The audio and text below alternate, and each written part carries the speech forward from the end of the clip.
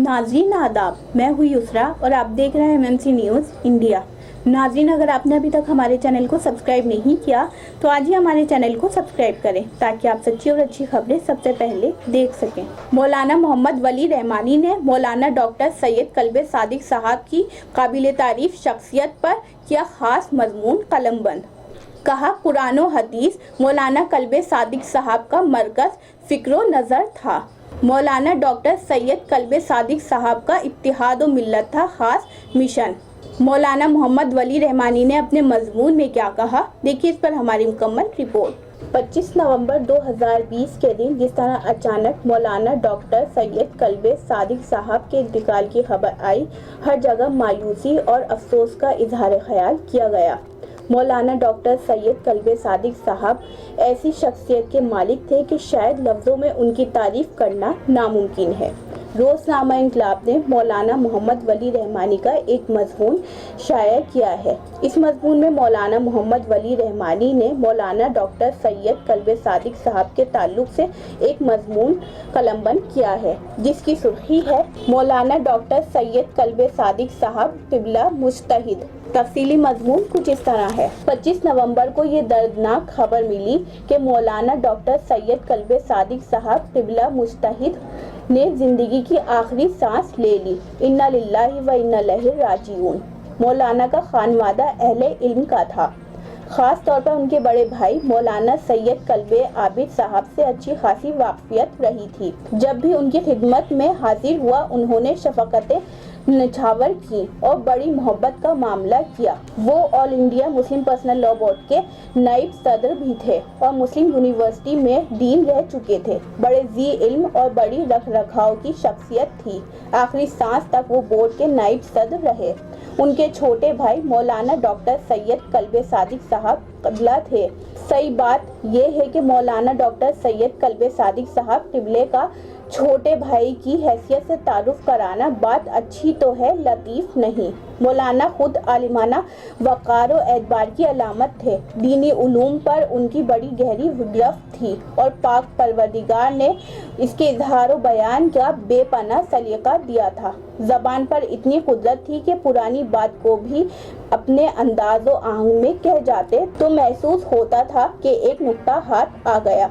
उनकी तकरीर मुख्तसर हो या तवील, दिल पर गहरा नक्श छोड़ती थी। एक तो हज़रत क़िबले के गहर बार नुक्ते और फिर उनकी लखनवी ज़बान, सोने पे सुहागा, वो कहें और सुना करे कोई। हज़रत क़िबला मजलिस पढ़ने के लिए और तकरीर करने के लिए न जाने दुनिया में कहाँ कहाँ गए, जहाँ गए अपना रंग छोड़ आए। अभी ख़ज़ां थी, अभी लहलहा उठा गुलशन में अपना रंगे तो खय्यल चमन पे डाल आया। वो बोलते नहीं, मोती रोलते थे। कुरान और हदीस उनका मरकज़ फ़िक्र नज़र था। मिल्लत के मसाइल पर गौर व फिक्र उनका मिजाज था और वो तालीम को शाह कलीद समझते थे और यकीन रखते थे कि कौम ने तालीम हासिल कर ली तो सारे बंद दरवाजे वाह हो जाएंगे। तालीम के सिलसिले में भी उनके बहुत से हिंदू बैरून हिंद सफ़र हुए। वो इल्म और तालीम के मौजू पर भी जब बोलते तो ये खुश्क मौजू भी हरा भरा हो जाता और लोग बड़ी दिलचस्पी से उनकी बातें सुना करते थे। इत्तिहाद व मिल्लत उनका मिशन था और उसके लिए वो अपनी सतह पर जद्दोजहद करते रहते थे। जब उन्होंने कॉलेज खोला तो उसका नाम यूनिटी कॉलेज रखा, जो उनके फ़िक्र का आईनादार था। उन्होंने इरा मेडिकल कॉलेज भी कायम किया। जहाँ तक मेरी मालूमात है, वो इस कॉलेज के बोर्ड ऑफ ट्रस्टीज़ के रुक नहीं थे। कॉलेज वाले उन्हें सरपरस्त कहा करते थे। इस कॉलेज की इब्तिदा से लेकर उरूज तक लगे रहे और खून जिगर निचोड़कर आबियारी कर दी। अल्लाह का फजल है, ये मेडिकल कॉलेज भी तनाव दरख्त बन चुका है। इसके अलावा यूनिटी मिशन स्कूल लखनऊ और यूनिटी सनती तरबियती मरकज़ अलीगढ़ कायम किया, जो आज भी बरसरे अमल है। पहले उन्होंने तौहीदुल मुस्लिमीन ट्रस्ट बनाया और उसी के तहत ये सारे इदारे काम करते हैं। आम तौर पर हम ज़माना लोगों की खिदमत या मालूमात का एतराफ़ मुश्किल से हुआ करता है और हम ज़माना लोगों का कामों में पख लगाने की आदत रहा करती है, मगर इस सिलसिले में डॉक्टर साहब का मिजाज एतराफ़ और बरामुल्ला एतराफ़ का था। कांग्रेस गवर्नमेंट के ज़माने में जब जनाब कपिल सिब्बल वजीर तालीम में HRD मिनिस्टर थे तो उन्होंने right to education bill parliament में पेश किया। मैंने इसकी शदीद मुखालफत की। इसके खिलाफ मुख्तसर रसाला भी लिखा जिसमें ऐसे जुमले भी थे कि इस बिल के बाद हिस्से आईने हिंद को नज़रअंदाज करके लिखे गए थे, मगर कौन सुनता है फकाने दरवेश। पार्लियामेंट के दोनों ईवानों से बिल पास हो गया और एक भी बन गया।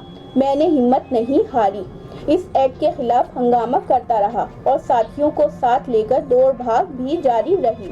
इस दौड़ भाग की लानबी कहानी है जिसका नतीजा ये निकला कि एक्ट में तरमीम की गई और मदरसा और वैदिक पाठशाला को तालीमी इदारा मान लिया गया।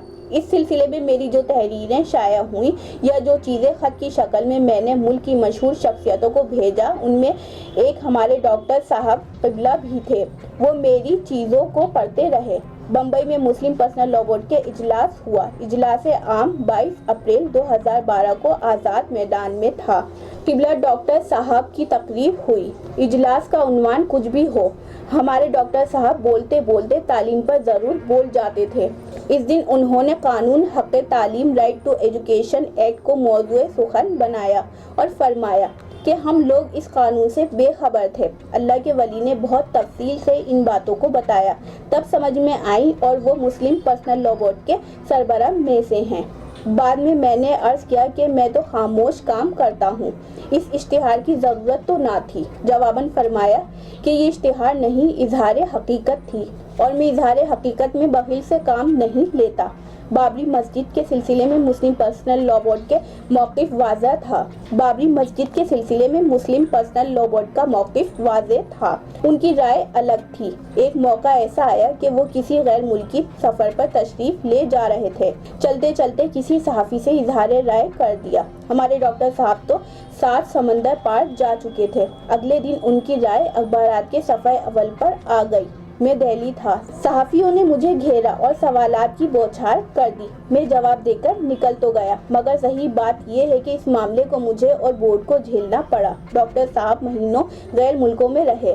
कई लिखने वालों ने इस मौजू को लिया और बोर्ड पर तरह तरह के सवालात जड़ दिए। बहरहाल उनकी अदम मौजूदगी में ये मरहला भी गुजर गया।